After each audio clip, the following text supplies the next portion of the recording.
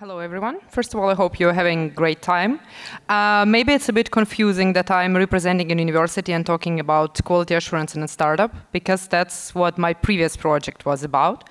I will talk solidly about that right now. Any one of you here working in kind of a startup company or just in a very small team, can you raise your hand?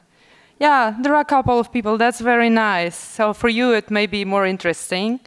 But I think everybody will find something in this talk. Again, this is based on my experience. I would say I suffered through it, so you don't have to. Quick agenda for us. We will take a look at the challenges that startup environment specifically gives us as a testers. And then we take a look at how we can deal with it, like in the very beginning when there is nothing, and then when our company grows and our team grows. And again, very quickly about me, I can talk about startups, I don't know, for hours, because I attempted to do my own. That unfortunately didn't went that well. Afterwards, I was working as a quality assurance. So this is where we start, I would say, and let's see what challenges are there. Whenever we talk about startups, I think like the holy Bible of this is the Lean Startup book. That's probably trivial. But this saying explains everything, that a startup is a human institution designed to create a new product or service under condition and extreme uncertainty. There are two key things. One is startup is always about product. There is a product, there is company. If there is something wrong with your product, you don't exist anymore, you fail.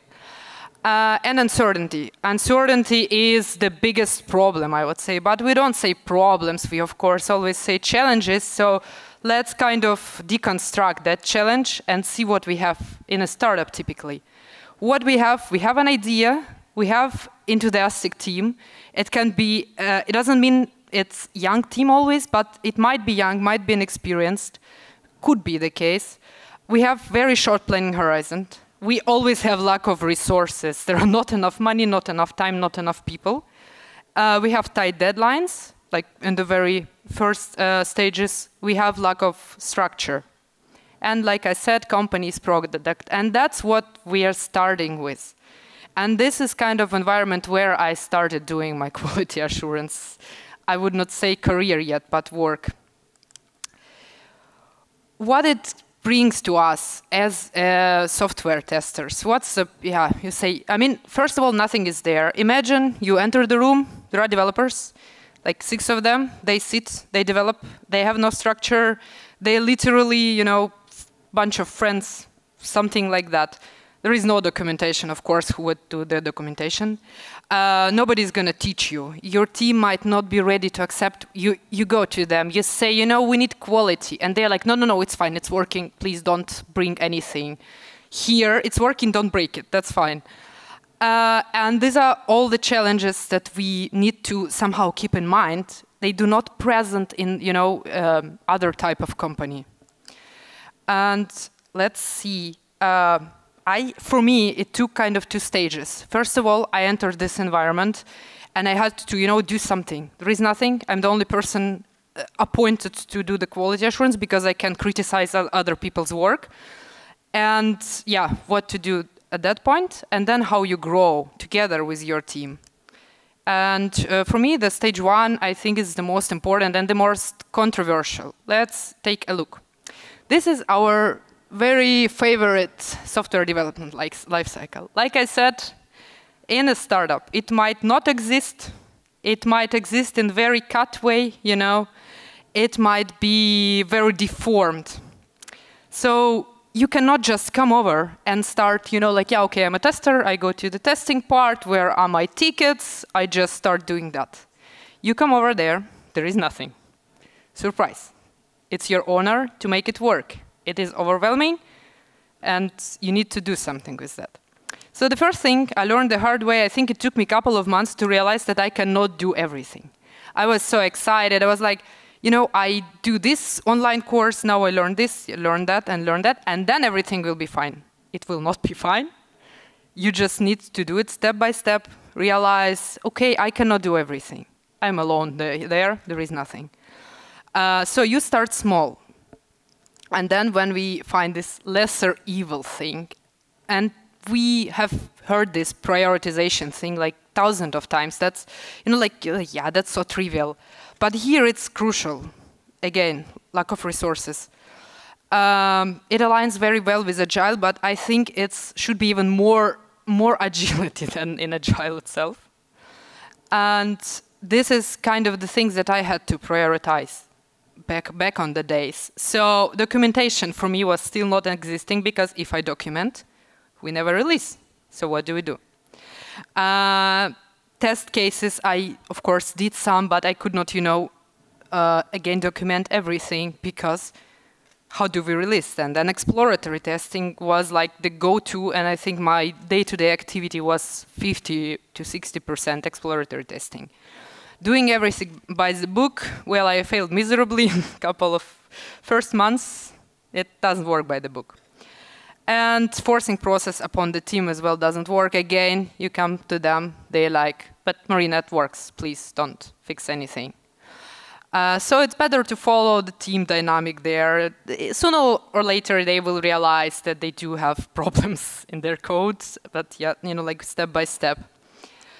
The other principle that I found out, I gave it a name, Jack of all trades, and sometimes it goes with this bad saying of master of none, but that's not what we mean here. What we mean here, again, lack of people, lack of resources. Sometimes your team might need your support in different ways. So we had later on testers who were like, no, I only do testing, I don't do any bug fixing and things like that. But when your team is small, it doesn't have to be a startup team, but when your team is small, you might have to step in. You don't have to. You don't have to, overwork. You don't have to do things if you're not comfortable with. But you should be, in your mind, you should be ready to step up. Like I used to do some front-end fixes because that's what I could help with. I used to help a little bit with backlog management and with bug management somehow. And that's what you should be kind of ready to do. But again, not against your will. But you will as well benefit from this because you have deeper understanding of the product and deeper understanding of your team. And again, product is company. And the communication part, I think so many things has been said by great speakers today on the communication. So I will just bring some that I as well find the most, in a way interesting for me. So mob programming is something that my team was not ready to accept like from the first day. They were a bit reluctant. They were like, I get used to do this alone.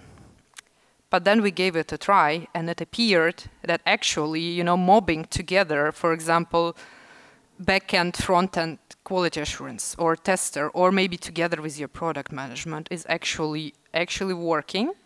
So I really think that from small teams, you might want to give a try to the mob programming. What we did as well, we gave it a try like I think that was for 1.5 months. We were like, if that doesn't work, we never speak about it again. It did work. So then the horizontal communication. It's something that we talked about. Startup has no structure in the beginning. Afterwards, of course, there will be C-level, there will be everything. But in the beginning, there are no structure. So take advantage of that. There is an amazing book called Team Topologies. I don't want to mispronounce the author's name, but if you take a look, and it says that we should use these horizontal ties inside our teams and in between our teams, and that's what happens. So you don't always go to your manager. You don't always ask. You just go directly. The only thing you need to sense the moment when it's time to be more hierarchical already. I remember saying to one of the developers, like, okay, this bullshit doesn't work. And he was like, but it's my code, it's not bullshit. I was like, yeah, okay, we are in that stage now. So the startup stage when everybody is, like very informal is gone. And stand up and be proactive. I think this part is kind of that every tester needs that. I have been told multiple times, okay, please be more kind of, not, I don't want to say aggressive, but, you know, so please be more vocal. If something doesn't work for you, say it, you know, like push it to the developers. I don't know if you as testers struggle with this part. If anyone struggles with being, you know, like very persuasive when you find something critical, do you have problems, you know, addressing it with developers and forcing it to them? Yes? No? Yeah, sometimes. Yeah, I think some in the beginning, but it also depends. And it's especially you know, critical because every vote counts. There are not so many people. So you can actually shape the environment you work in for future, for near future. And yeah, that's, I would say, the final part of this first stage where everything is on fire. Basically, everything is fine. There are like lack of everything. And if you, not you, but the company survives that period, then there is a nice growing stage, hyper-growth stage. There is a point when people getting hired, when you have more customers, and of course, you have more workload. Of course, then you cannot possibly do it alone or like 2 people or like small team. And this is when you have to go for, you know, really, like you've done it kind of emergency way. Now it's time for you to make, like shape it as a normal, you know, do the good software development lifecycle, establish the good system so that it works and it can go, you know, to normal company standards. And yeah, it is time to bring QA in order. First of all, I would say, first thing first, you would need more people. That's why your company, like, I did everything to persuade them, okay, we need more people, let's hire more. Like, it's not okay, you know, to give me more work because I do it good. It's not working, please, let's hire. Whenever this happens, and maybe you only quality responsible person or, you know, there's a small team, please get involved in hiring. Again, some people say, okay, this is not my place. I don't know anything about that.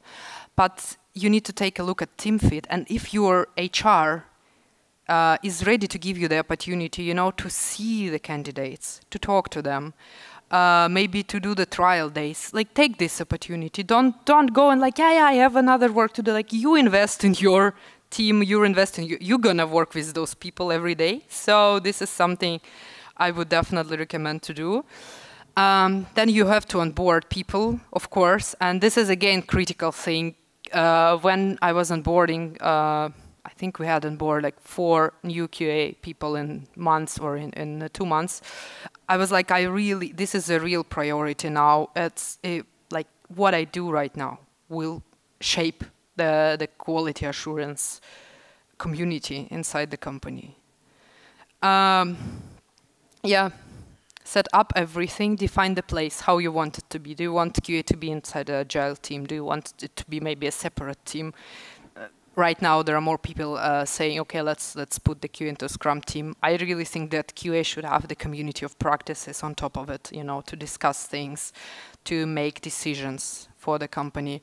Yeah, and now it is time actually to finally, you know, limit your area of responsibility. So now you're not responsible for everything. That took me some time to realize that I'm not to blame for everything that is happening. Now I can, you know, delegate and I can say, okay, this is my responsibility now, and this is, I don't know, some new member, he is for automation, and then it's his or hers kind of domain. We still help each other, but we have a little bit of division. And then this time comes when you can delegate, and this is the best time ever when you already, you know, prepared your team for that. And I think that's the biggest thing to actually come to a normal standard company. And the other step, I think that was kind of the last thing I have done in the company before moving to academia, was actually how do we shape the QA system. Remember, there were nothing, like nothing. Then we have some cycle for the tickets, for user stories. now what we faced, and maybe what I don't know, what others face. How do we do automation? What test management tool we use? Even these questions, they need to be discussed. Do you go X-ray, for example, or do you go case? How do you review PR requests when they have to do with quality? How you do regression testing? How often? What is acceptance testing? Who is involved? And all of these things, now you can finally actually have like in a proper company. And yeah, I think that's pretty much what I wanted to say, and I am even having some extra time for your questions. Yes. I was a bit scared because you said that you can talk for hours about this topic, and I think the audience, the crowd, would love to listen you for hours because it was amazing to listen to you. Yeah, you get one more huge applause, please. Thank you. And then let's see questions. We can. You can read it here, or maybe it's better to, I don't know, see, or I will read it. How would you convince the startup investors to spend their money on QA instead of other importance? They convince themselves when something fails, something critical fails, and like we had an issue with, something that's, example, user data or some production bug. And then they start like circling around and like why it's not done or why it's there. And then it's my time to like be, what, we have one QA person, we have 3 teams, I cannot cover everything. So that's, I think, that what actually makes them pay for the quality assurance. Like if you just come there and say, it's important, wait till the critical bug comes up at will. They do it themselves. Okay, next question. Okay. If a dev team has been handling their own testing without issue, how would you convince them there's value in hiring a tester? Well, if there is a dev team that can handle their own issues without testing, if there is a team, then would we all be here at the software testing conference? Like if there would be one team that could do it, they would probably share this knowledge and the tester would not exist. So they handle it, but I would say at the moment when there are customers there is new perspective. Customers, users are interesting creatures. Let's see. They see the world different than developers. And they will find first bugs. And then they have to have a tester because, again, that will... sometimes, however, what helped me was I left for the vacation once in the beginning, and the developers had to do their own testing. When I was back, I got so much love and appreciation. Oh my God, that's so maybe, leave them to their issues for a couple days, and then they will be back and like, okay, please do that for us. We don't want this anymore. Happy to have you back, yes. Okay, next question. Do you think documentation is essential from the very beginning for a startup? If not, when does documentation become a part of life organically? Honestly, I wish I have done more documentation, of course. It is always good to have it. But I don't think that in the very beginning, you need a lot of it. Because, again, startup, the product might pivot multiple times. Your documentation will be changing with it. I would say at the point you have customers, not like early adopters, but the real paying customers, there should be some documentation there. Mm-hmm. How extensive is that? It depends on your resources, of course. But before that, some documentation is good. But again, there are more important parts, I would say, to invest your time, because you don't have all the time on Earth, unfortunately. And all the members. Okay, next. We still have time. Yeah, we have almost 1 minute. So, given the time, which is constraints of a startup environment, do you think test automation is rather beneficial or hindering? I think that automation is kind of always a good idea. Again, depends on what you have in your hands. When I started, I was not really, if I would already be very fit in automation and I would be from the beginning ready to invest my time there, maybe that could be better. But you need to see what you're dealing with. Maybe you don't have this capacity. I think automation is good. I think you can do without it as well. But this is very, very depends on what you have, what cards you have in your hands, you know. How much developers want to be involved. For example, for us, developers have done E2E integration tests and end-to-end tests. So at least for some critical things, they were there already. So I think some coverage needs to be there. You finished your presentation a bit earlier, so I think you can answer the next question, and this is the last question. How do you know that the company has reached a new stage? Oh, you will know it. It's like there will be CEO, and he's like, or CTO, and he's like running around and saying, you know, we are at the new stage. We got a new investment round. That's what they do normally, and you know, like we have such amount of 1,000 millions, whatever, doesn't matter, put your number there, and now we need to grow. So that's, you will know it. So there are people normally that will, yeah. I mean, unless you're a CTO, then you should know. But this I cannot tell you because my first startup failed like after a year of existence, so sorry for that. Yeah, but as a tester or developer, you will know from your C-level, most probably.